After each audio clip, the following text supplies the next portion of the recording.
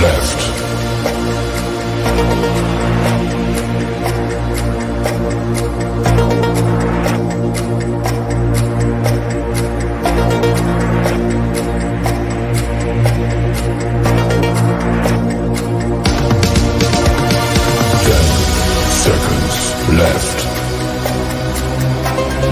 5, 4, 3, 2, 1. Time's up.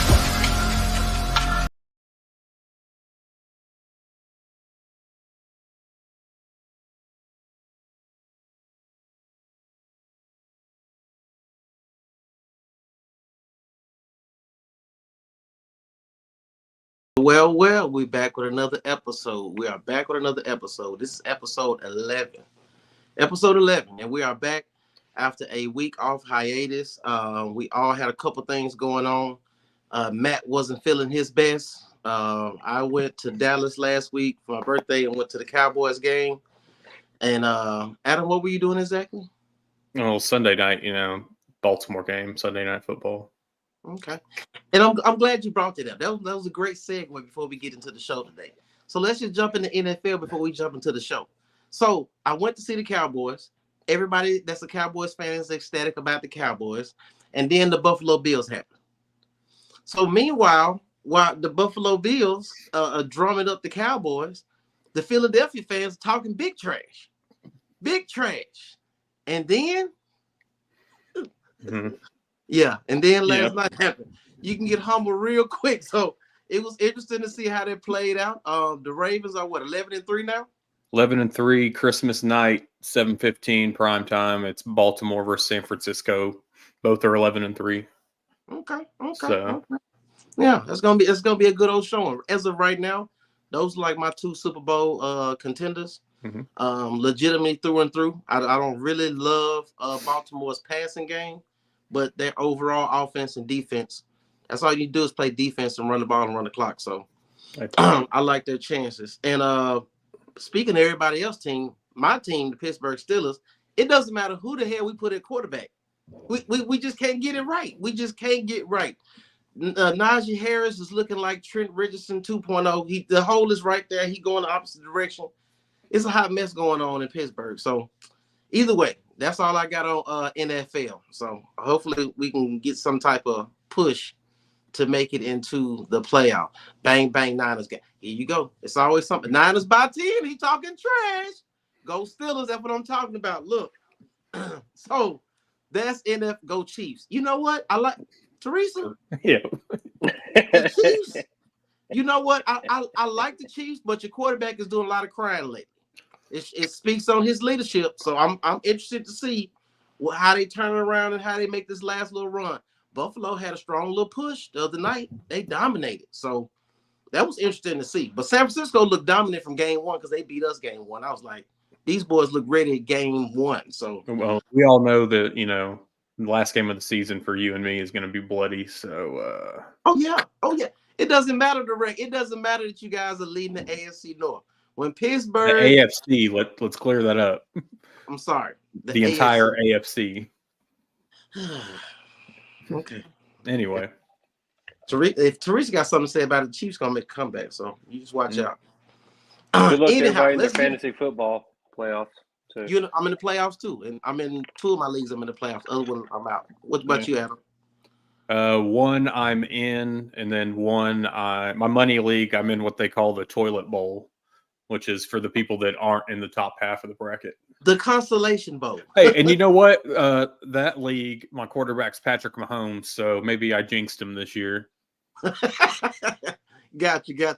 All right, guys, let's go ahead and dive into this show today. So, top of the chart. So we got 2024 Arkansas Sports Hall of Fame. This year in the 2023 class, we got Ryan Mallett, we got 24. Peyton Hillis, and we got Jason Peters. Yes. That's a hell of a selection, man. I mean, you got a guy in Peyton Hillis who was basically, I would want to say, the heart and soul as far as the grit and grind of that backfield between him and Felix Jones and Darren McFadden. He was a large contributor to that. The man was on Madden. Darren McFadden wasn't on Madden. Peyton Hillis was on Madden. He ended up having a hell of a career in the NFL. with the Cleveland Browns, the Doo-Doo Browns. But he ended up having a hell of a career for them. Jason Peters. Is Jason Peters currently the oldest player in the league? He's at like – he might not 41. Be the older because of kickers. Gotcha. But he's in his 20th season. He's with the Seahawks currently. He's been starting since he got signed from the practice squad. Man, he is the LeBron. He's something like the LeBron James, the offensive lineman in the league or something, as far as longevity is concerned. Mm-hmm. So kudos to him. Matter of fact, when I was in school, Jason Peters was in school. I remember going to the Hyper on campus and watching Jason Peters and Carlos Hall dunk on people in the gym. So, dude is a hell of an athlete. And then the last one was Ryan Mallett. Rest in peace, Ryan Mallett. Definitely deserving for everything he contributed from high school to going to Michigan to coming to Arkansas and doing what he did, and then had a good career in the NFL. So that's going to be a great. Those are the I guess headliners. So we don't want to leave out other folks. Who else we got? We got from golf. We have Glenn Day. Let's see. Who else do we have? Ed Harris. Also, girls basketball coaching. We have Carla Crowder. She's won more high school girls basketball games than any female coach in Arkansas history. I guess most recently she was at Cabot. And then if you know Arkansas basketball, especially Southern Central Arkansas, Al Flanagan, he coached at Parkview. He coached at Southern Arkansas University. When did he go to Ole Miss? Let's see. Well, he was a point guard at SAU. I thought he was. I think he's an assistant coach at Ole Miss right now. Yeah.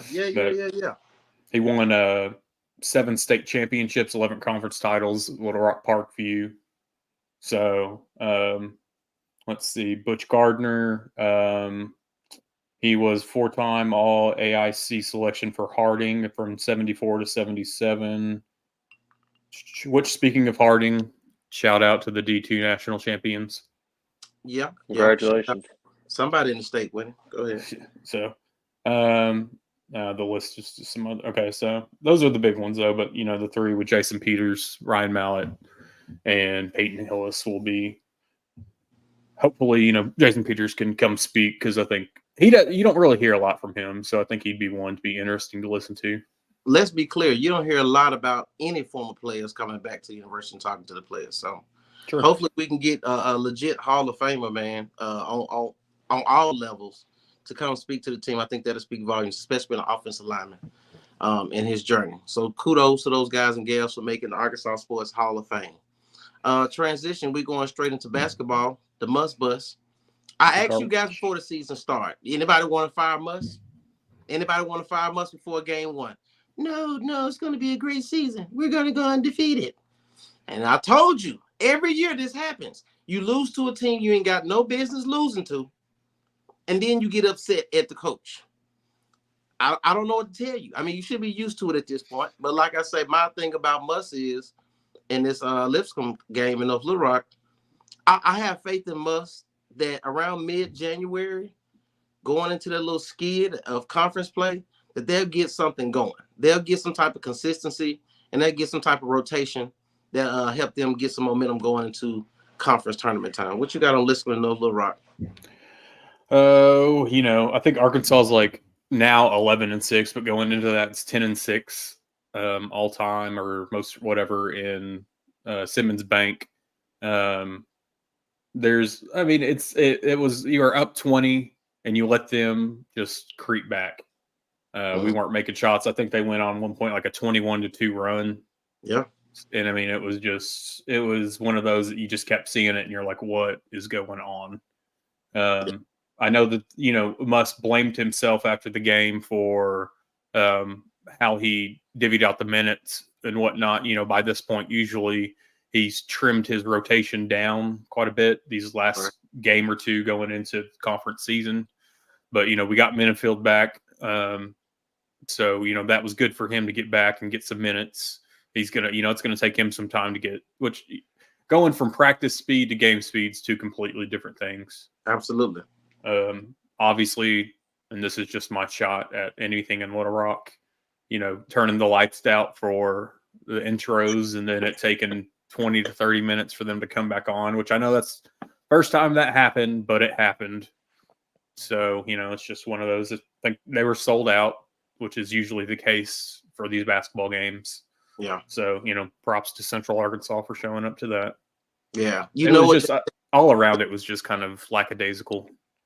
That's interesting. You brought about the lights out. Matt, does that remind you of anything else? With that was out of lights and that was out of water for the football game in Little Rock. You thought I was gonna let that shit slide? No, sir. I remember that. I didn't know where you were going with that, but hell I'm yeah. going to the baseball game in April or whenever it is, and I can only imagine what that one's going to bring then. Right. The interesting part about that, you said shout out to Central Arkansas and Southern Arkansas for showing up and packing out the game. When we get into this whole football segment, it's something to be said. We've all had this discussion about playing games in neutral sites in the state, in Little Rock, whether it be War Memorial or Simmons Bank, for the Razorbacks. But one thing I give credit to, Central and Southern Arkansas shows up for the Razorbacks. I just in an ideal world, I just wish University of Arkansas was in Little Rock. I really do. I just feel like it would be the best of both worlds. I think they will make it work. I think you will have a better, a more detailed eye as far as recruiting on the corners of the state. When I tell you Texas County is pumping out talent every year, and they go into Texas and Texas A&M and LSU, and I don't know how we're not talking to these guys. You remember Landon Jackson went to LSU and transferred back. So Arkansas wasn't his first choice. So I'm just saying it's a lot of talent on the back end of the state, and I just feel like that's getting brushed over or neglected for guys outside of the state. What else you got on basketball? I had a fun time there. Oh, you did. What exactly did you do? Sat back in a chair and sit on some beverages because I was thirsty. That was about it. Had to stay hydrated. I understand. Mm-hmm. I was worried the water might run out, so had to fill up with something else. There you go. That's what they gave me last time. I was like, we're out of water. Here's some beer. I'm like, all right. There you go. Yeah, it's one of those things kind of like we looked at with football early on, and I know we talked about the non-conference and what's happened in the past.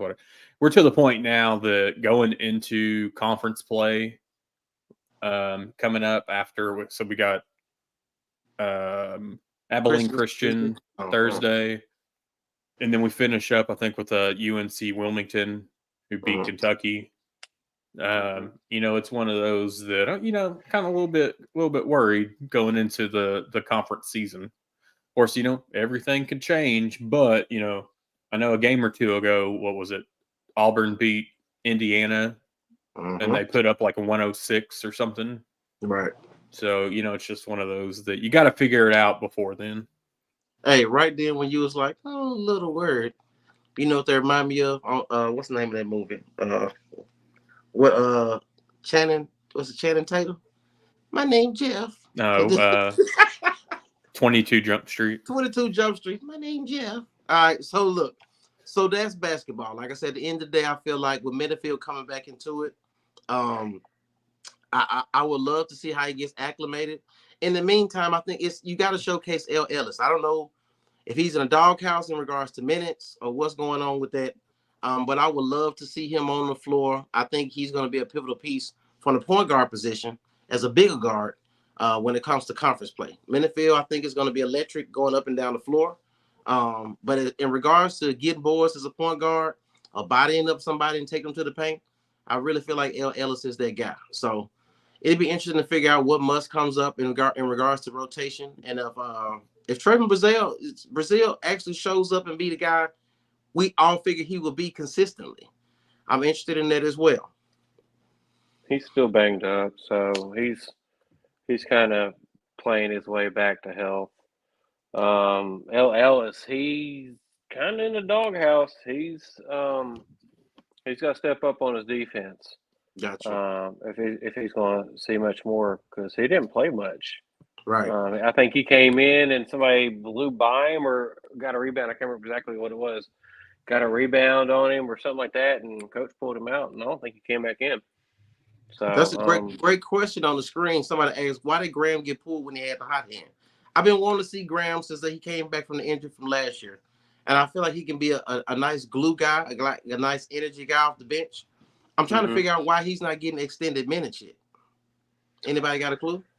I know in the past it's been his defense. I mean, we all kind of know that. And he has had some back issues.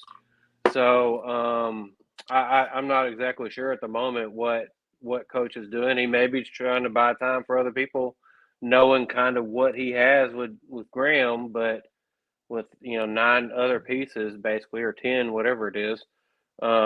He's trying to still figure out what's going to work and what's not going to work. And now you got Minifield coming in all of a sudden, so you got to deal with him. I think Minifield could end up being the point guard because, I mean, he's more passive and tries to keep the offense flowing. And Ellis, the ball sometimes has been sticking with him, and coach keeps referring to the ball bouncing 16 times in one possession and stuff. So something's got to give, or he's gonna be a Chris Likes and sit on the bench most of the year. All right. So Adam, as you get ready to prepare these holiday gift ideas, I'm gonna run through some of these comments. I see Teresa said, "Look, I drive to Fayetteville for football and live in my mail. It's the Arkansas Razorbacks. As long as they play in the state, let's get behind it." All right. TB looks like he's playing scared a little bit. Like I said, that may speak to the injury. Minifield is a spark I think we are missing. And 17-0 run where Graham was out. Interesting. Yeah, Matt. Also, you had some spicy water at the game. That was in the comments. Spicy water. It was spicy. All right, so we getting ready to come up on the holidays. This is gonna be our last show. No, we doing another show. We doing another show for. No, you shaking your head. Everybody gonna spend time. I won't. Yeah, I won't be here. Got you. All right, so holiday gift ideas. We're getting down to the nitty gritty, guys. Hopefully, you guys have already started doing some shopping. If you have bought online, hopefully your packages have showed up. I think the news here said you got until, was it Wednesday, Thursday, in order to get them there before Christmas Day. So good luck with that. You know how it works with the U.S. Postal Service and whoever else you order from this time of year. It's a lot of packages being moved. Also, as we go through these gift ideas, I've been meaning to ask this the whole time. Is there anything that we displayed on here for gift ideas that you guys actually thought were great ideas, or actually went out and purchased, or thought about getting somebody? If so, drop it in the comments. We're trying to get our checks. Because we got to get a sponsor, baby. Got to get a sponsor. All right, holiday gift ideas. Roll that. Look at there. All right, this is mine, right? So once again, this is a box that you can buy where you can actually smoke your drink. So whether it's your scotch, it's your bourbon. If you like me, you love a great old fashioned. Now I go to a bar and I'll be like, why is it 12 ice cubes in my glass? It's supposed to be one. Supposed to be one. I don't know if you can see it. It's supposed to be one in there. If that. But anyway, the proper way to make a proper old fashioned, it needs to be smoked. So don't give me the fake stuff. With this actual item, you can get it for a guy or a gal in your life who loves to sip on some quality cocktails and smoke out their drinks. As you can see, they have apple flavor, cherry, pecan, and oak. I think it's a great idea for anybody who has a boom boom room, a man cave. You have a little bar. I think this is something you can also add to. I ended up getting, because my birthday was last week, so I ended up getting a mixology kit. That means they know I be sipping. But I got a mixology. So Christmas, I'm making drinks. I'm making Grinch juice or something like that. Either way, this particular item is great. You can find this on Amazon. It's right around anywhere between $100 to about $130, depending on which brand you get. But I think it's a great item for the person in your life who loves to have a quality cocktail and loves to entertain. So that's my in particular gift.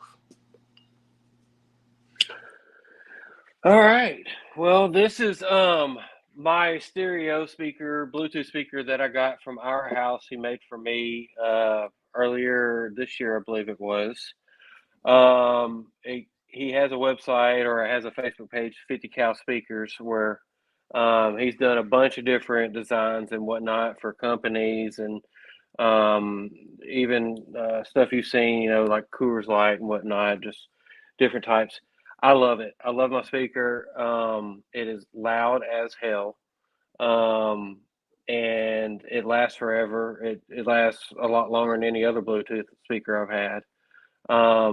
So if you're in the market, you love music, you're looking for a new sound system speaker or something in your house, I highly recommend you check out their Facebook page, look at all the other examples of ones that they've done, and see if you can get one made to your specs.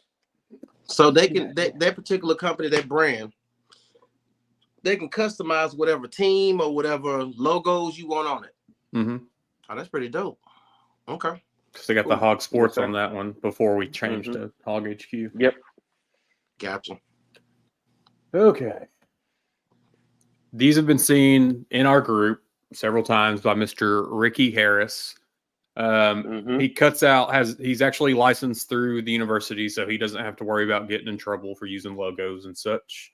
He has all different types of different ones, different designs that he's done: football, basketball, different logos, different stencils. That's dope. The large, like the ones that are cut out in the shape, run, I believe, from about 85 to 130, depending on the size. They start at about a 16 by 16 and go up to 24 by 24. I don't know if I can get it on camera. I actually have one. It's blurry. No, it's Yeah, just put it in front of your face. There you go. We don't want to see your face. That's nice. But comes in, you can do it in the flat or gloss.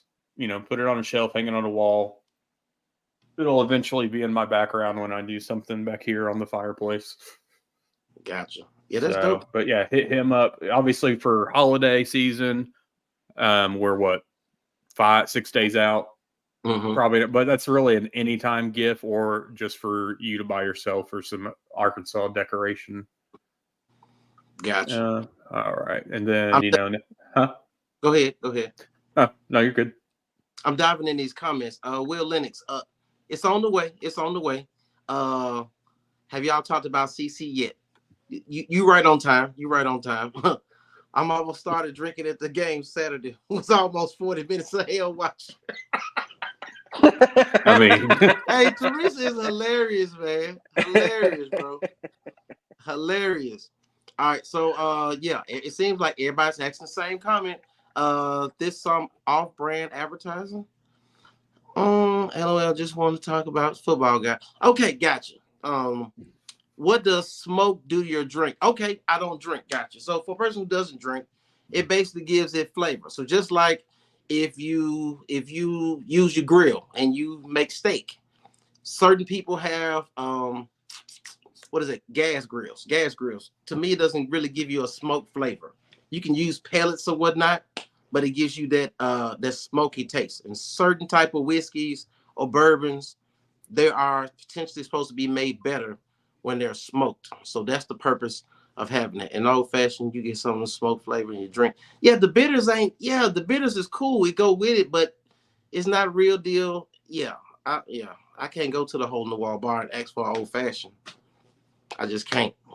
So by the way, my gift when I send it to the guys, this one. Where is it? This one right here?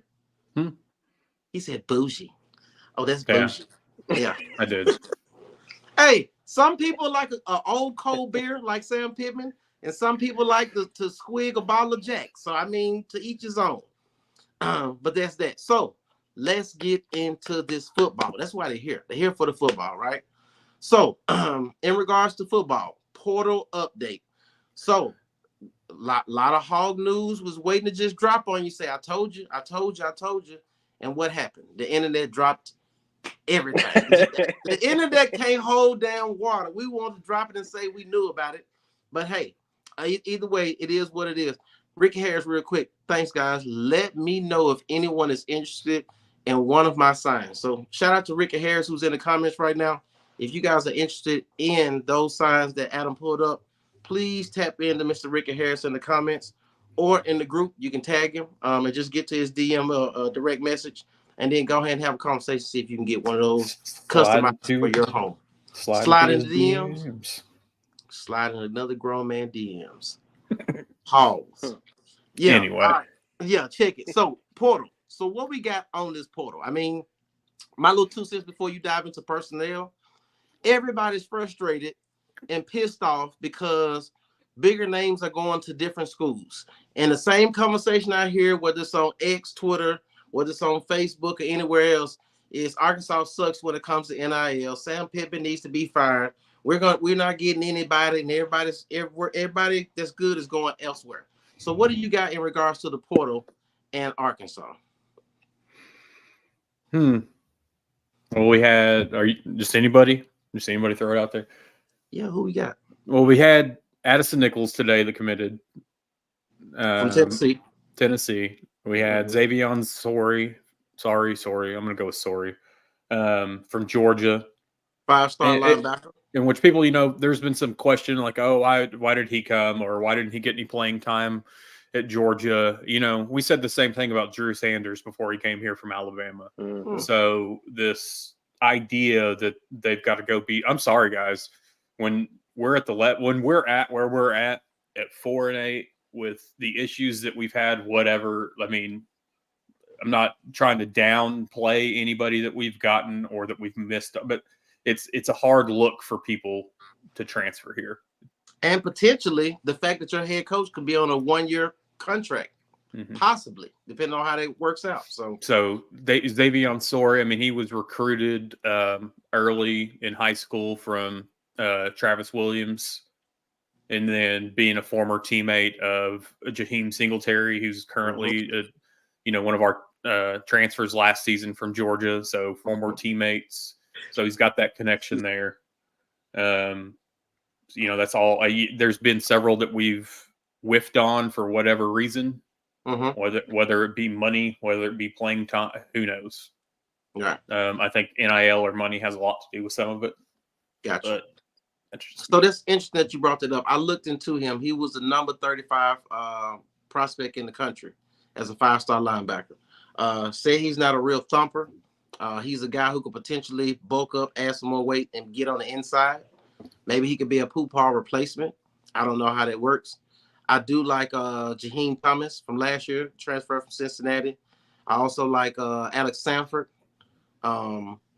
So I think we got some young guys and some nice size. We got size, and as I told you before, we need speed. You can go get some slow dude from community college in California. I don't give a damn how many tackles he had where it was at. If he can't catch up with the speed in SEC, it's going to be the same thing you've seen from my main man, Hudson Clark, on the back end, or it's going to be the same thing you've seen from Andrews and Tesla in regards to keeping up with the speed from where you came from, or where you position-wise or school-wise, to being in the SEC and keeping up with that type of speed. We need speed at the linebacker position. Hey, did we get? So Matt and I briefly talked about this before DP came in.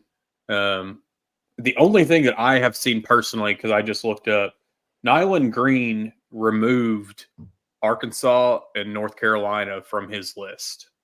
That's the cornerback from Georgia, right? Yeah. Gotcha.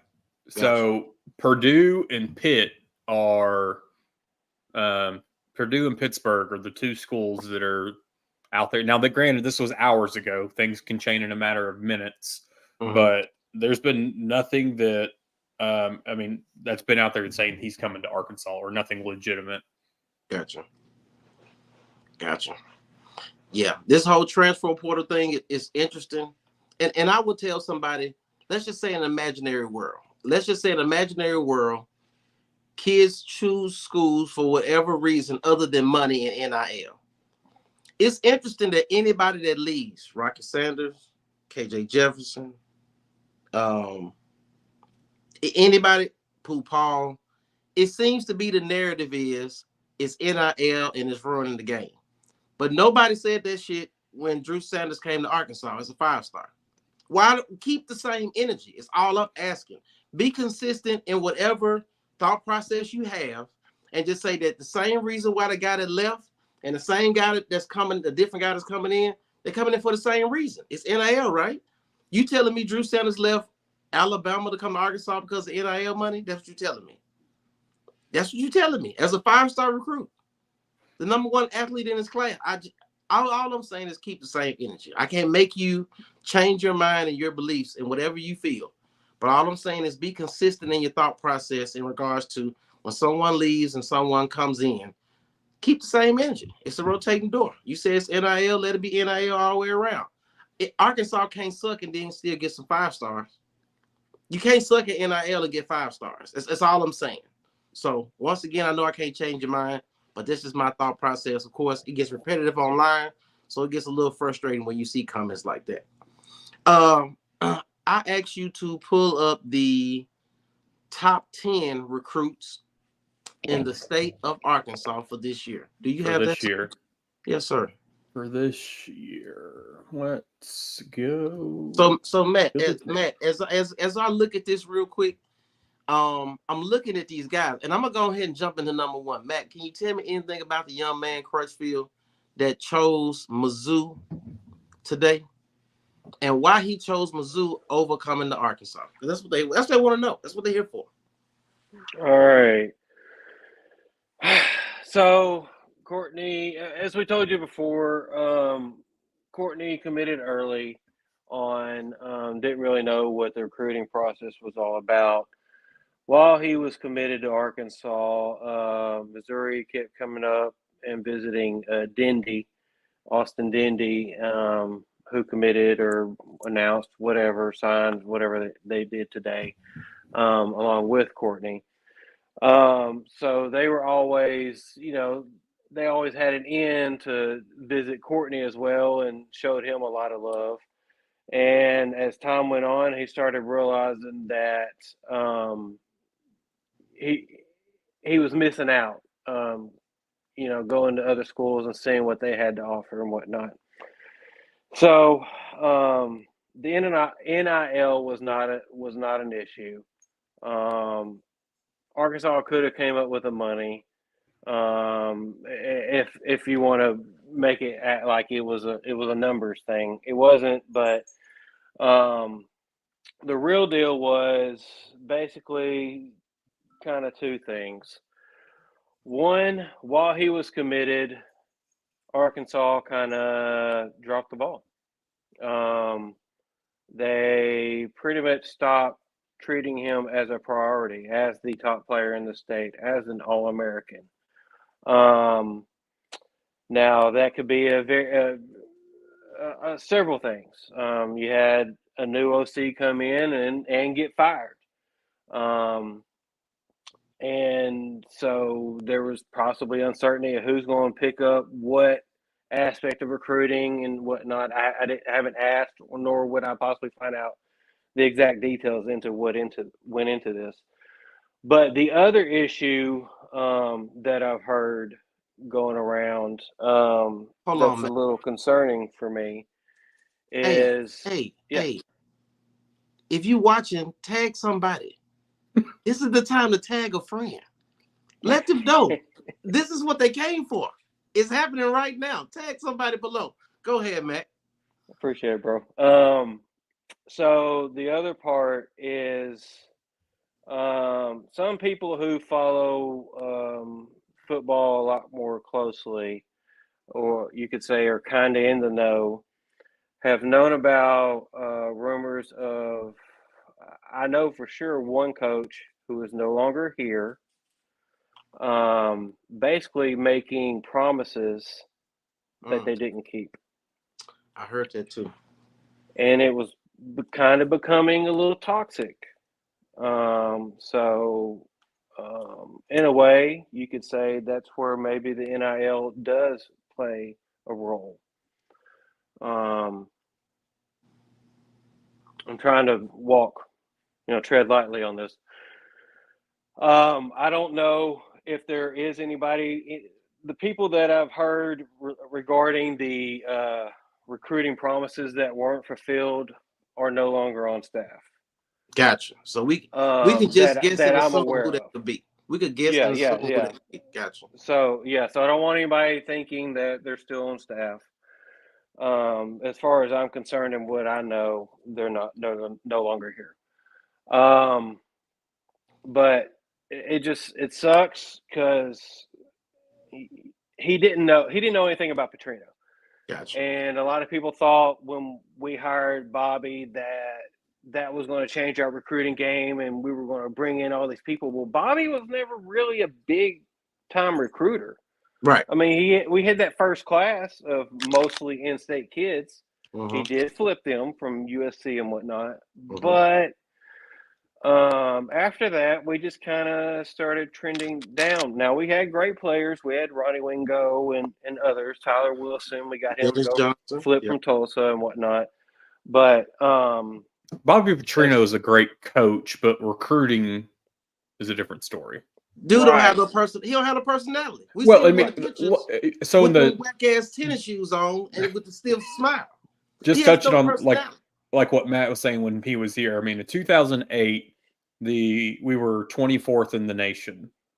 In 2009, we were 21st in the nation. In 2010, we were 39th in the nation. So we never had this high recruiting whenever he was here. Gotcha. It was just his style of play with the players that was on staff. Yeah, he built his players up. Okay. Yeah. And Courtney was 7, 8, maybe 9 years old when Bobby's the coach. So this is, if anything, the very first glimpses of his sports memory. You would probably think, but he didn't remember Petrino, so we didn't even have that aspect to help us in it. Oh, but look at the glory days he could bring back. And he's like, what? All I know is Lamar Jackson and Chad Morris. Yeah. And I would be lying if our record didn't affect it. Having 3 offensive coordinators in practically a year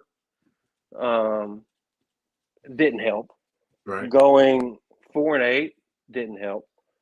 Now you could say, you could say the uncertainty of Sam, but I mean, if Drinkwitz has a 4-8 year at Missouri next year, he could very well be on the hot seat, if not fired himself, because he was his seat was just as hot as Sam's coming into this year.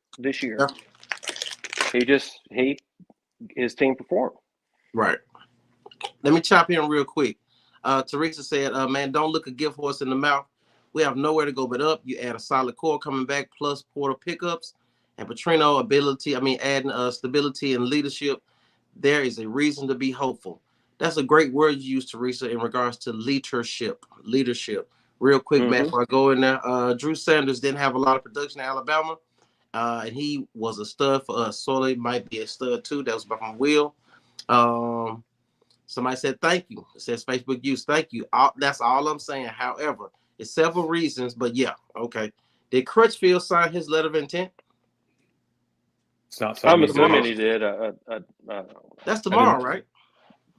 Technically, yeah. Tomorrow is signing day, so technically, I guess they haven't signed it. But I mean, they could have signed it and just send it in tomorrow. Gotcha. It's just formality of it going through tomorrow. Neil said, I think it was a pretty good day for us. I want the offensive line addressed, and looks like they're doing that.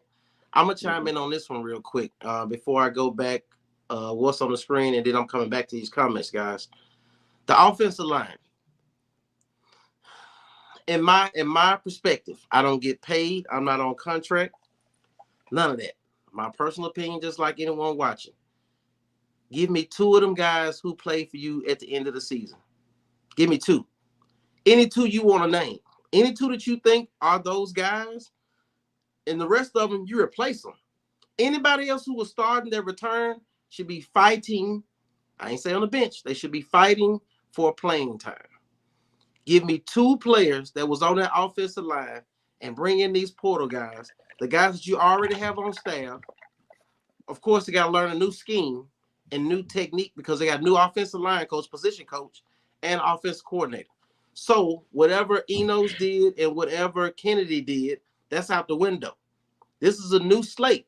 The same thing for the existing guys who are returning and the guys coming from the portal. All we know about them is they all have college experience, but they're all learning from a new coach in a new system. Kudus and Chamblee will be my 2. Okay, Neil, I like that. Landon, and that's on defense, Teresa. I'm still rocking with the defense though, but offensive lineman, Teresa, me and you here. We here. We talked about the offensive line. We got to get it fixed. It doesn't matter. You can go get Tom Brady out of retirement and put it behind that damn offensive line. He gonna get killed. So you got to fix the offensive line. I don't care what running back you get, Russell, whoever. So, yeah. Oh snap. So it doesn't matter who you get at quarterback. We discussed that. It doesn't matter who you have at running back, even with Jaden Barr decommitting. So if we get the offensive line fixed, I think we're cooking with grease. We're cooking with grease. Real quick, and I'm gonna let you get back into it. These comments, these are guys from the state of Arkansas top 10. So Charlie Collins, defensive end, put in work, has nice college size for a prep guy. So he's a commit. Walker White, we all know about the Walker White situation. The guy put up hella numbers. He got nice size as a quarterback. I think that was a situation where you keep switching offense coordinators and you're not making him a priority. I can understand why Auburn came in and swooped him up. Makes sense. Braylon Russell. Braylon Russell was one where we was like, I don't know if we're gonna get Braylon Russell. Is he going to Tennessee? You know what I'm saying? So it's a great thing to see that he committed, and now you have a big back in a Petrino offense, and we know what that looks like, i.e. Ronnie Wingo and Dennis Johnson. So we know what that looks like. And now Davis, he was a big back to me. Drake Lindsey, that was interesting. Drake Lindsey, the Fayetteville quarterback. I think he came on, I ain't gonna say he came on late. I'm gonna say he came on the Arkansas recruiting scene in regards to Arkansas late. But dude, there were behind from things without. There were issues with Dan Enos. What you mean? Drake, didn't nobody like his ass? There was just issues between Drake Lindsey and Dan Enos, and Drake Lindsey just picked Minnesota and stuck with it. And Minnesota stayed on him hardcore throughout the whole process. And this is my opinion and my opinion only. Nobody liked Dan Enos except Sam Pittman. KJ Jefferson didn't like Dan Enos' ass. Like it was a disconnect somewhere along the line. I think Pittman used his relationship situation to bring somebody in that he already had a relationship with, and he felt confident could run the offense. But at the end of the day, nobody liked dude. He was a square. So I'm not mad at this dude for going ahead and going to Minnesota, and I'm gonna watch his career. CJ Brown. CJ Brown has been kind of on the back burner. Like I said, I know about CJ Brown. I talked about him from Bentonville. We're gonna see. He's a small guy. Size-wise, it reminds me of Satania. They say he got some speed, so we'll see about CJ Brown at the wide receiver position. So Dendy. So Dendy was one of those guys that I heard about as an athlete from PB. I know PB had a team. And I know Crutchfield wasn't the only guy on Pine Bluff team, but he was a guy that was behind the scenes, and they talked about how they should have recruited him harder as well. Wyatt Simmons. Didn't Wyatt Simmons commit, then decommit, and he committed again, or he stayed on the whole time? I don't remember. It was another guy, and they were saying that he didn't have any social media content, and all of a sudden he put something out there, and everybody came calling across the country. That may have been Wyatt Simmons. I think so. So Wyatt Simmons, it's interesting to see how he'll play, if he'll be a stand-up linebacker, or maybe he'll grow into somebody who can put their hand in the ground. Who knows? Brian Huff. I'm disappointed that we didn't get Brian Huff. That was one guy to watch his film. That was disappointing not to see him be an Arkansas guy. So on the other side of it, this Valley View, that's where Jonesboro lives. How many guys you recruit on the other side of the state? This is what I'm talking about again. Look at where these guys are located. You got one dude from Little Rock. Braylon Russell from Little Rock area, so that's two. Crutchfield and Brown, south of Little Rock. And Dendy. Well, Brown is up there in North Arkansas. You got to automatically see him. But I'm just looking at where these guys are located in the state. You're not going to get those guys. You're not recruiting those areas. You're not recruiting where Arkansas State is. The best player over there is a linebacker, and you need linebackers. It didn't make sense to me. Joseph McVeigh. That's zero name. Earl. Who? See what I'm saying? I'm just saying where these guys are located in regards to recruiting, right? Can you pull up that other thing, and you can chime in on anything else? I'm gonna jump into these comments while you do that. You want the 22?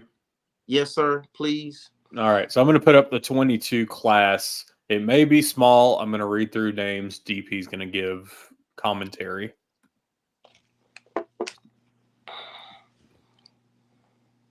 You want me to start? Whoever you want to call, popcorn. This whoever you right. see on this screen. This is the 22 recruiting class. These guys Isaiah Satania. Okay, so this was the prime jewel of the class, right? This was the guy you told me had world-class track speed. He was committed to Texas A&M at one point and at Oregon at one point. He finally committed to Arkansas. He was misused all year long. He's still here, thank God. Hopefully Petrino can figure out how to use him in the system. He could be a Jarius Wright type of guy. We can catch him on some speed sweeps or some crossing or some drag routes, some dig routes. Let him catch the ball full speed and let him keep running. Stop throwing deep balls to this dude like he's 6'7" Broden. It's not going to happen. Who else you got? Patrick Kudus, number 2. Promising young guy. Promising young guy. I feel like he got thrown into the fire too soon. And he took his lumps. I broke it down on film. He took his lumps now. But I think he's a promising guy. I feel like they tried to plug him in because he was a quality young player and just try to make him play center and then make him play tackle. I feel like he was out of position to where he could best be suited to be successful. So I hope that we get a chance to see him grow in his role going next year. Who else you got? Samuel Mbake. Transfer portal. After the season of being hurt. Go ahead. Who else you got? Andrew Chamblee. Andrew Chamblee, another young guy who showed talent. He took his lumps too. He got swole up and some guys turned the corner on him a couple times. I seen him reaching on film a couple times. Hopefully, with this new offensive line coach, I think this new offensive line coach, and I'm not dialed in on him. I'm looking for somebody who will hold these guys accountable. I'm looking for Pittman to hold an offensive line coach accountable. Hopefully, these guys can get some tutelage and some technique, and then there'll be a better unit. Who else you got?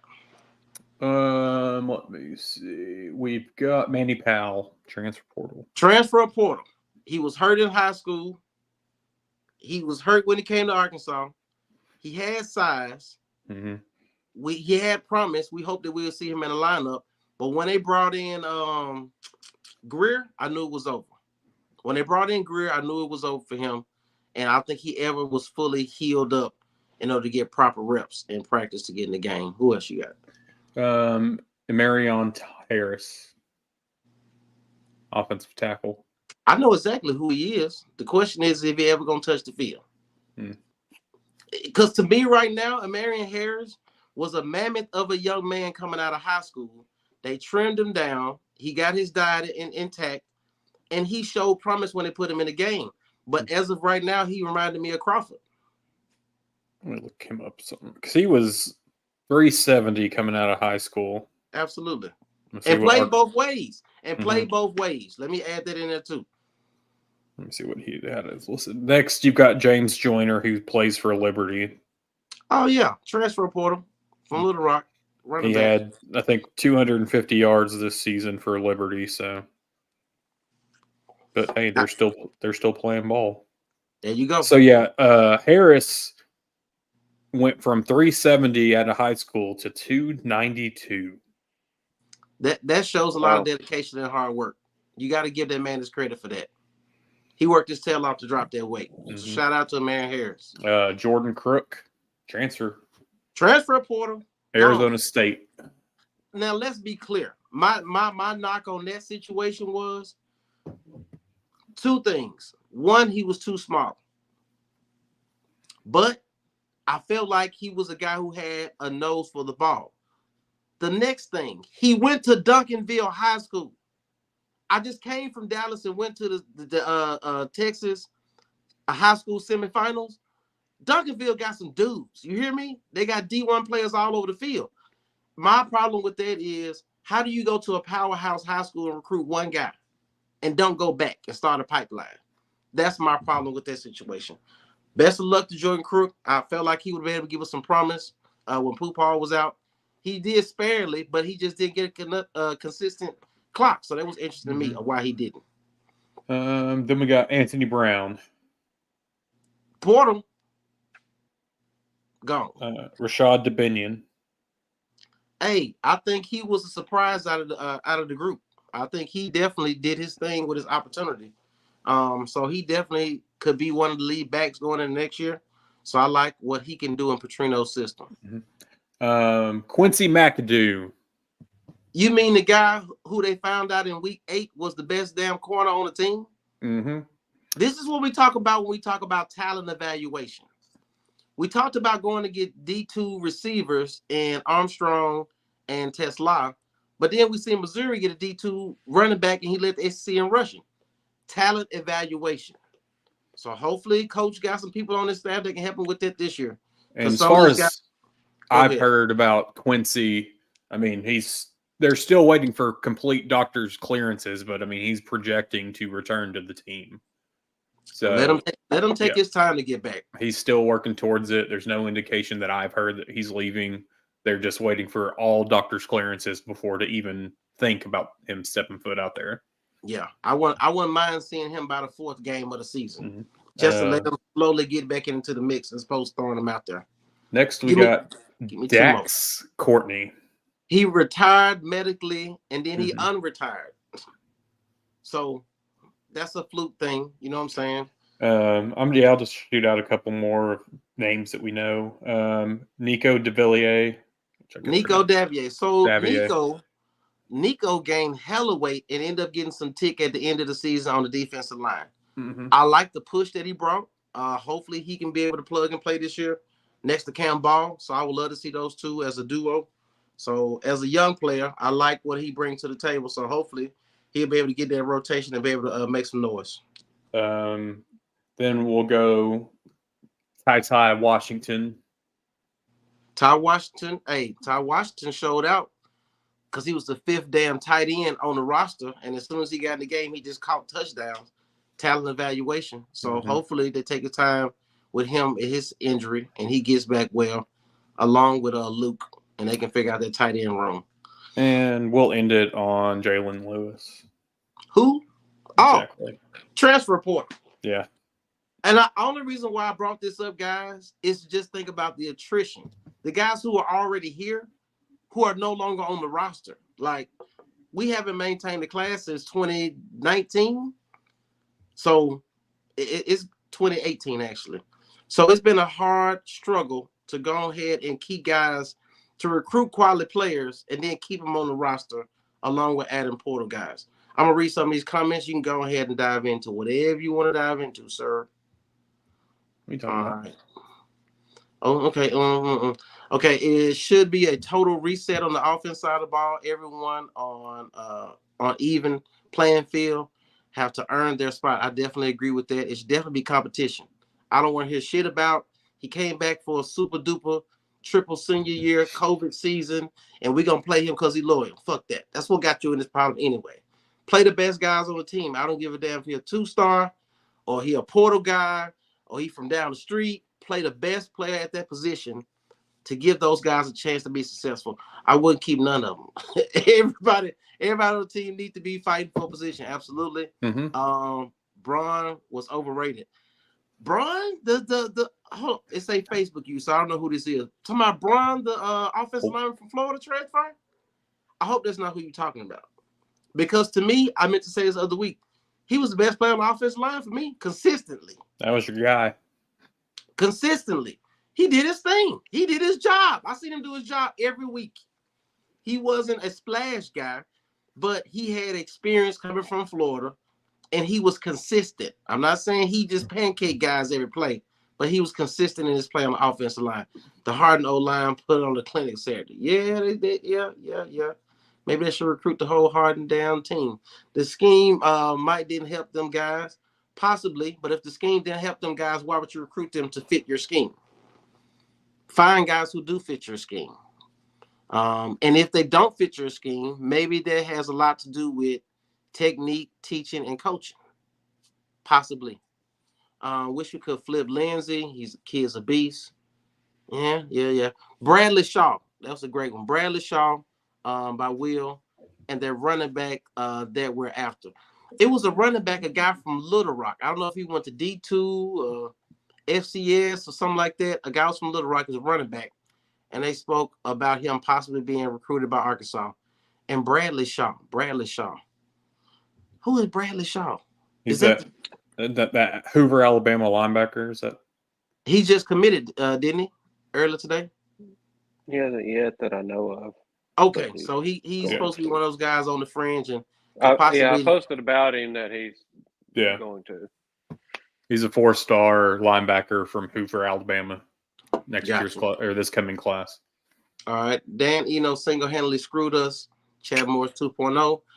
Enos was a bad hire. Absolutely, Neil. Definitely agree with that. These guys saw no fluidity, and that's in Arkansas. That's on Arkansas. Plus, I don't know how true, but I've seen that these kids are getting bags thrown at them. Logan, great comment. Adam, you spoke briefly in the comment in the group about the state of Missouri and some laws they have in place in regards to NIL. Can you briefly touch on that? Yes, because Arkansas just passed that law as well. Finally, these motherfuckers are always behind. So these two states, Arkansas, and we crying while we can't catch up. We're gonna be next to Vanderbilt in a minute. Missouri did it first. Arkansas just did it like a week or two ago.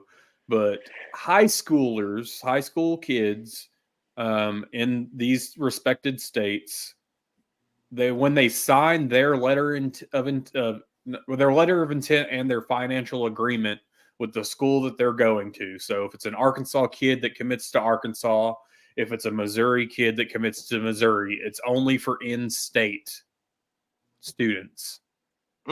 They can start getting NIL money in high school as a senior when they sign that financial agreement. So we'll just use Charlie Collins as an example. Okay. He's Little Rock Mills. He's coming to Arkansas. When he signs that financial agreement, he can start working NIL deals if he so chooses. That's dope. That means you got to get the best in the state. He can start getting paid once he signs that financial. Gotcha. So rather than waiting until they get on campus, he can start it, right now. Gotcha. So what about players that are coming from another state to a state who has this in place? Is that a state-by-state situation? You've got to be for these state. You've got to be. They'll have to wait till they get on campus, so they can't start it while they're in high school if they're going to another state. Okay, gotcha. Yeah, it's essentially it benefits you if you're staying in state. You can start getting paid earlier. And let's be honest, with all this transfer portal, NIL, I mean, we're a collective bargaining agreement away from this being professional sports. Absolutely. That's all it's missing. This is free agency at its core right now. This is not your granddaddy's football. There's no more leather helmets. They're doing the forward pass. Guys are really fast now. It's integrated.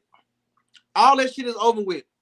Mm-hmm. So NIL is a live deal. It's something that is beneficial to a team in a school like Arkansas who has been among the elites, who have had some good showings sparingly, but not consistently. Some 9-10 wins consecutively, some major New Year's Day bowl games. They get money to the university. So hopefully they can figure this out. Regardless of where they go in this day and age of college football, any number of these fellows on this list could transfer to Arkansas in 2025. Good luck with that shit. They made those to the school. I don't know if they're going to come back to Arkansas. The Atlanta Jackson situation was different, and I don't think they really pushed for him as hard as they should have. Back in the day, Parkview cranked out players. Parkview cranked out basketball players. They've been trash. I'm from Little Rock, Teresa. They've been fucking trash. I'm sorry. And my guy is from Parkview, but there was one of our rivals in high school. Parkview was trash in football.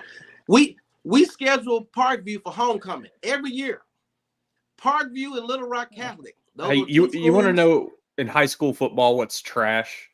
What's this is a new rule that just passed this summer that I guess I overlooked.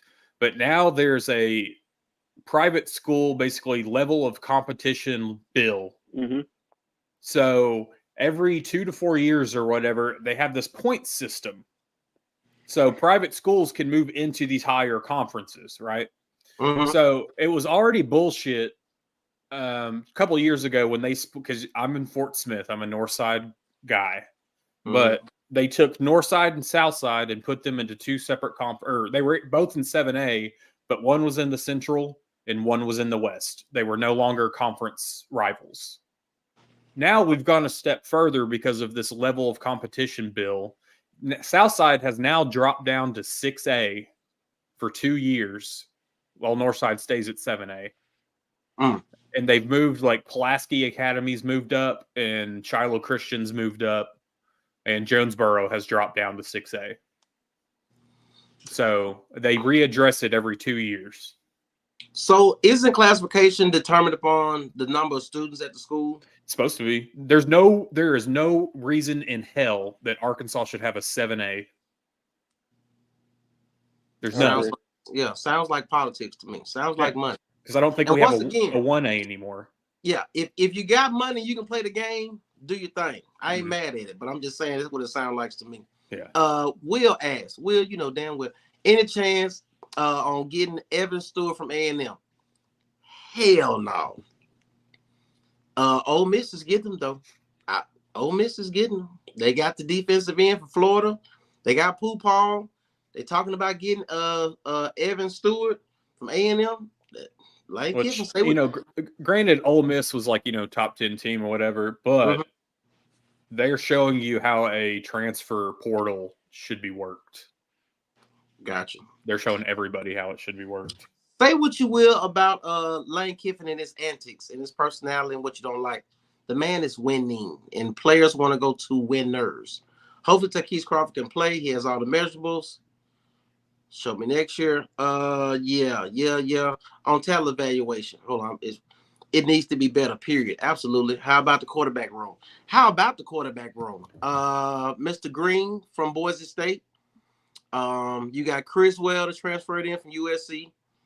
You got KJ Jackson coming in from high school. Still got Singleton. And you still got Singleton.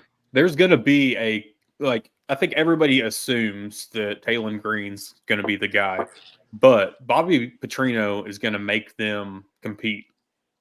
There's no way around it. He made Ryan Mallett and Tyler Wilson compete. When Ryan Mallett was late or missed practice, Tyler Wilson worked with the ones. And when Mallett got there, he had to sit and get his spot back. And I think that's only fair. And guess what? When Tyler Wilson came in in that game against Auburn, when Mallett went down, he showed up. He was ready to play. Absolutely. Because your backup quarterback is getting rep with the ones. Say what you will about Malik Hornsby. He never got first team reps, and they never attempted to develop him. I'm just saying. I understand. I get it. I'm just saying. All right. Hoggy Bones. What the hell? Yeah, he's on Twitter. All right. Put out a highlight reel of Green, and I was surprised at how good he is. I watched Boise State in this bowl game. Without him, they look like shit. They can receive NIL money after signing in-state only. Got that part. But if you are going to be on campus in January, that's not a real incentive there. I'm assuming you're talking about the NIL for high schoolers. Guys. Yeah. Brian. I never seen the name Brian on here. All right. So people can't just leave successful things alone. They got to get their greedy fingers in there and ruin everything from college football all the way down to high school right now. Absolutely. I don't know if you want to say it or not or understand what I'm saying. That's how the country was built. Greed. Just can't get enough. Just keep going. That's how Eli Dirty Pants is a Kiffin wannabe.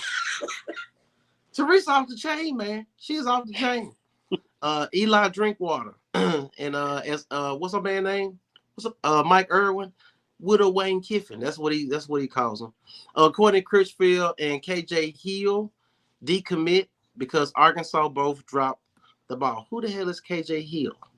Went to Ohio State. KJ Hill from North Little Rock. Gotcha. Went to Ohio State, yeah. Absolutely. They wanted Hornsby to wide receiver so bad that they sabotaged him until he left. It's some truth to that. Man, great comments, guys. We got on here on the screen. We can tap it in before we get going. The 2024 schedule. I won't dare do a prediction if you put it up on the screen. I wouldn't dare do a prediction at this hour just because I don't know who all is going to be on this final roster. I'm saving all judgment until we play a Power 5 school on the Arkansas field in Fayetteville. That's when I can see who they actually are. I won't fall into the hype. They're going to have to show me. Like I said, it's not Missouri, but it's going to be the show me state. You got to show me exactly who you say you are, who you want to be, and what type of product you're going to put on the field. Because this right here is a make or break season for my guy, Mr. Colbert. So the way Adam is looking at the screen right now, I'm under the assumption that I'm doing something. That he's about to pull up 2024 schedule. Hey, well, while I'm what's the word I'm looking for? Biding time. Bobby Portis currently has 23 points for the Bucks right now in the fourth quarter. And I didn't put his name on none of my parlay. Look, while you looked it up real quick, I just want to do this right here.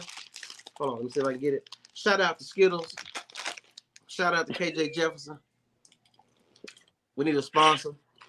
Somebody tag Skittles in the comments. I'll kill some time since you brought up KJ. Go ahead. And him transferring. Ole Miss tried to poach him the last 2 off seasons, and they were close. You know what's interesting though? I found out because people were asking, why is it taking KJ Jefferson so long to make a decision whether he's staying or going? So I found out from a very, very reliable source. I know that sounds crazy when we talk about sources. Please don't jump on me. Sources, everybody has sources. Who's your source? Yeah, who is it? You ain't got one if you don't name them. Yeah, it's one of the parents. Yeah. Yeah, fuck what you're talking about. I got three parents that I know on the team. And their kids actually played. And start. Anyway, so they get these NIL paychecks, these stipends, monthly. Apparently, if KJ said immediately, I'm hitting the portal, he would have forfeited his ability to get the check for this month. So he had to wait until they dropped the check. Once they dropped the check, he was like, all right, I'm in the portal. Hog whooping Suey forever for life or whatever he said. And anyway, I'll say this though, because I know a lot of people are coming out like that are going to probably make comment like, oh, he's just trying to collect. Yeah, he was just trying to collect a check. But at the same time, there's going to be a day that comes where one of these players doesn't honor their side of the NIL agreement, that one of these companies are going to come after them.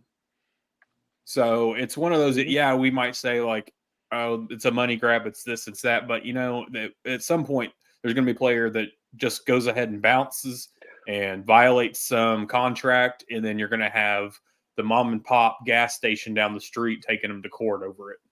Right. Didn't Florida have a player where they signed to NIL and I think it was a defensive lineman. They get paid back for right. Yeah, like 25% of his NFL. He didn't read the fine print, and it was upwards of like 25% of his NFL contract. That was some shady shit for putting him for a college player. You transition his money from college to the NFL and say we want some of your NFL money. I think it ended up being like $400,000 to $600,000 something. That's crazy. That they were going to collect. That's crazy. Wow. So, of course, we all seen the 2024 SEC schedule is dropped. First of all, overall, the SEC is going to be a hell of a ride next year in regards to how they mixed up these schedules. Even with Texas and OU jumping into the conference this year, I seen on IG I think it was Marriott's and Hilton's are sold out for the Georgia. The OU Georgia game. No, hold on, I'm lying.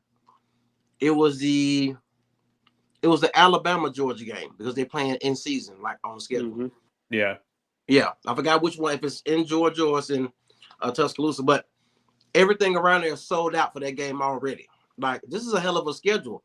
And of course, for the person who says, man, Arkansas never gets a fair shake, we always got a hard schedule. If you trash, you trash. Fuck it. All right. Get your game up. Get your boys up. Get some Arkansas and Vanderbilt need to shake hands. I mean, let's call it like it is. At this point in time, we're closer to Vanderbilt than we're close to the other side. Yeah, because I feel like Mississippi State upgraded in their coaching situation. So Really?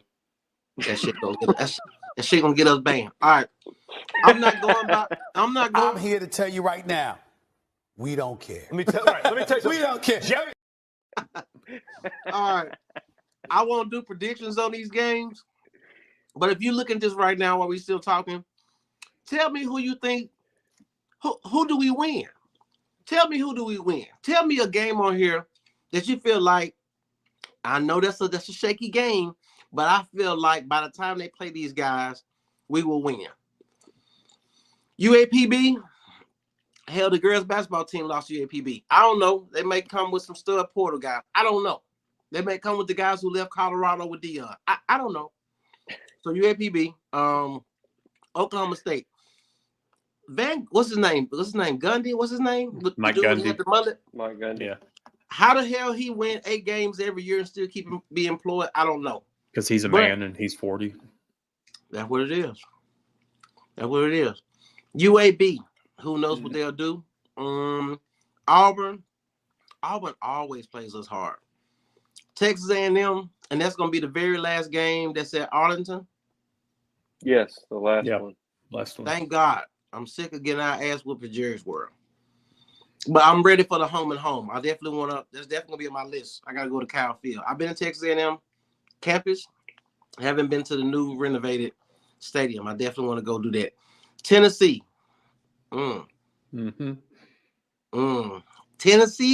Tennessee at Fayetteville. I ain't gonna lie to you. I'm not even gonna hold you. Brings back Joe Adams memories. Not even that. They could be had. That's what I'm saying. Like, Tennessee put players on the field every year. The problem is it's never total encompassing to where they just execute based on the talent they have on their roster besides the previous year. And with the backup quarterback.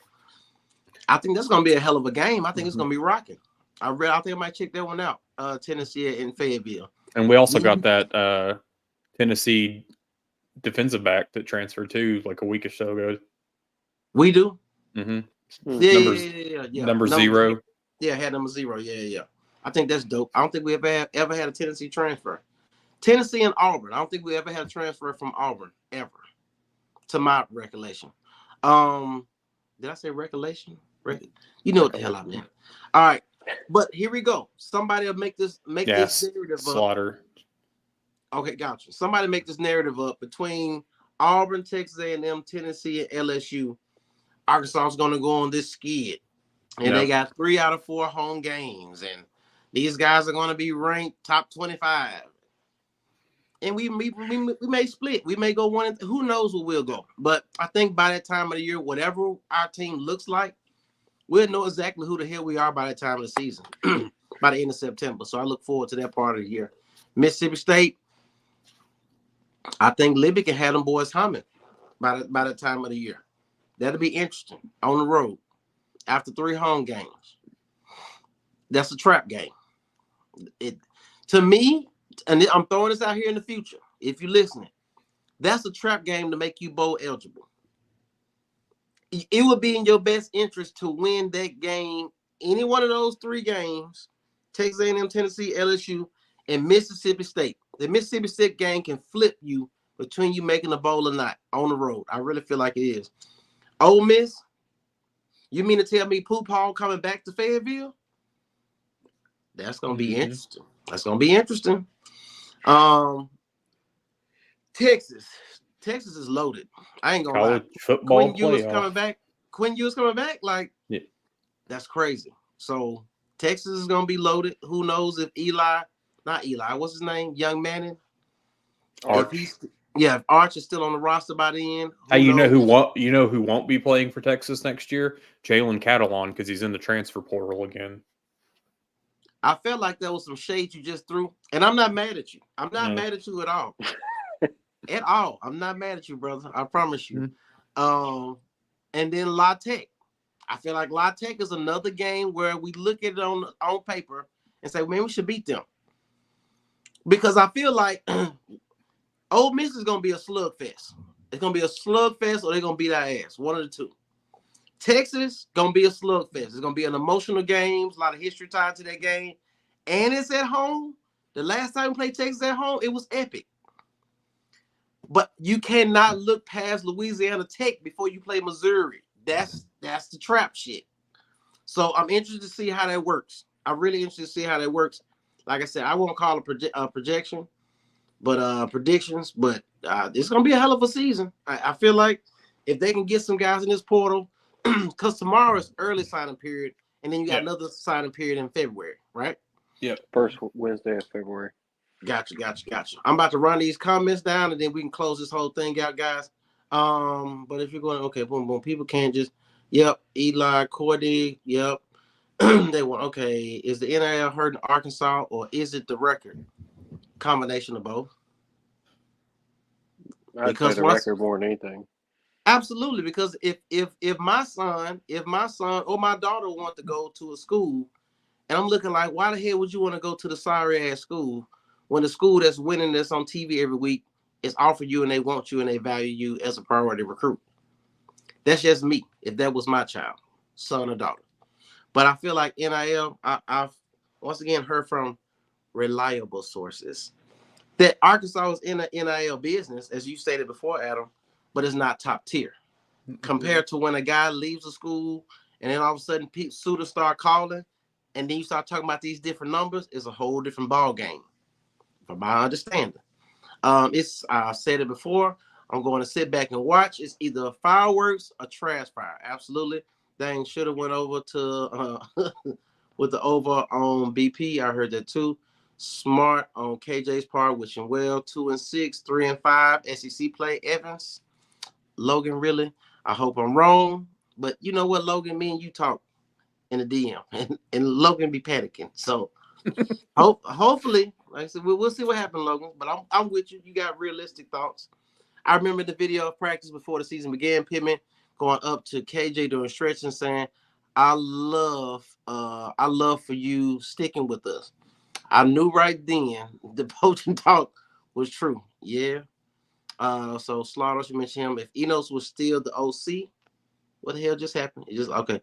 I say we lose all of them, but with Bobby, I'm betting we play those teams pretty close to the belt. I agree with that. If we start 3-4 again, Pittman has to be gone. That's gonna be interesting. Matt said this year when we did the recap of the season, Matt said, "What happens if they go 2-6?" If this man start 3-4, the conversation has to start. Go ahead. I was gonna say it'll start. People will start it, but as soon as they realize the idea that getting rid of Pittman is also probably getting rid of Petrino again, they might pump the brakes a little bit. Or you could just slide him in as the sitting head coach, acting head coach, interim head coach, and they be successful on the back end of their schedule. And you say, you know what? We might spin the block on this dude. Anything can happen. Maybe. Yeah, anything can happen. We never know. Those won't be slugfests. They will be beat downs. All right. Yeah, great points. Who all do we have signing tomorrow? And if not, and not in our favor. All right. So who do we got signing tomorrow that we can close it out? You know, I don't have a list of any names that are exactly signing, other than the ones that are probably already committed. I would expect most of them to. Gotcha. Adam, you got anything while you looking down? Hey guys, have y'all seen Adam's hair? What is your deal with my hair? I said, hey, is that mousse? He said, no, it's not mousse. I don't use mousse. I don't look, use he mousse. Said, look. Adam said, I have product in it. I don't think I touched my hair. I made that up. In my mind, you had Justin Bieber bangs and you did this shit. In my mind, that's what happened. This is what I get when I don't wear a hat. You got a nice head of hair, man. Let it show. Soul glow. So are you looking at recruits right now? Yeah. How'd you know? Because, man, I'm a forward thinker like yourself, sir. All right. So 16 hard commits. We're not 100% on who's signing tomorrow. You got Charlie Collins, Selman Bridges, cornerback out of Texas. That's a 6'4" dude, right? Yeah, 6'3", 170. Yeah, what's up? Ashton Bethel Roman, he's from Missouri City, Texas, 4-star wide receiver. KJ Jackson, 4-star QB from Alabama. Mm-hmm. Braylon Russell, who I think he's signing tomorrow. He is signing tomorrow. Right. I think the wide receiver is the only one that's not signing tomorrow. Yeah, because I know that Kobe Brannon, the offensive lineman at Southside, he's signing tomorrow because they're doing a thing at the school. He's a 6'6" lineman. Yeah.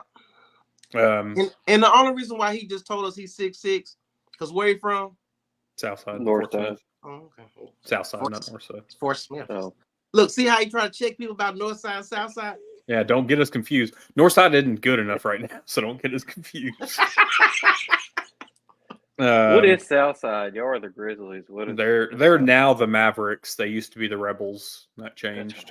That's right. That's a whole argument conversation that we're not going to get into right now. I wonder why. They still talk about it around here. Interesting. I can still tell you this: Battle of Rogers Avenue is still the best rivalry in the state. So that's Northside versus Southside. Yeah. Go ahead, man. I'm not fucking with you in your school. Go ahead. Kavion Henderson, defensive lineman from Alabama, 3-star. We still held him. That's good. Justin Logan, a 3-star linebacker from Georgia. Julius Pope, 3-star athlete from Mississippi. Tevis Metcalf, who was cousins with DK Metcalf. DK. And he's, I believe, TJ Metcalf on the team's little brother. Mm-hmm. So 2-for-1 deal. Go ahead. CJ Brown from Bentonville, Arkansas, athlete, 3-star. Zuri Madison, 3-star offensive lineman from Kentucky, 6'5", 315. Wyatt Simmons from Searcy, linebacker, 3-star. Akari Johnson, 3-star cornerback from Texarkana. Let's see. Jaden Allen from Texas, 3-star corner. Kobe Branham, offensive lineman from Southside. Jeremy Cook, 3-star safety from Alabama. He's teammates with Bradley Shaw, that linebacker. Okay. Mm. Gotcha. So that seems like who we have. Well, guys, look, we have ran long tonight, and I am happy that we ran long because we had to catch up. We missed the show, but this was jam-packed information, and I'm glad you guys were able to chime in. You guys had great conversation for us to go back. Grizzlies for life. Who is this? These are people. That's you got. Mm-hmm. So if y'all want to know, me and Brian have gone back since we were like 12 years old. Gotcha. So that's 24 years. He was actually the quarterback, and I was the center in junior high. I was his center. So you mean to tell me he just put his hands? Stop. That's how you put. Y'all was in a shotgun then? That's what you're telling me? Nope. He's rubbing your balls. All right, look. With that being said, we're gonna get out of here, guys. And no, Teresa, World Burger is gone. What's that? The little mom and pop burger spot? There was a drive-in on Alston that I knew of called World Burger. It was a drive-in. Everybody loved it, but now it's been knocked down. It's been gone for years. Gotcha. But yeah, it was mom and pop burger joint that everybody loved. Let me tell you something. Teresa be everywhere. She knows yeah. She know every damn thing. Teresa, that's what's up. All right. Sir, you got anything you want to add before we get going? Yeah, since all the players decided to ruin the Hog News tonight, being Addison and Xavier, the only Hog News, I guess, that hasn't broke yet is that I'm hearing Tyrone Broden will be back. Hog News. So the 6'7" receiver is returning. That's what I'm hearing. Gotcha. At the end of the day, I'm not really messed up about talent per se, as I am experienced players that have tenure and experience and maturity in Petrino's system. Because we all know Bob Petrino will cuss your ass out.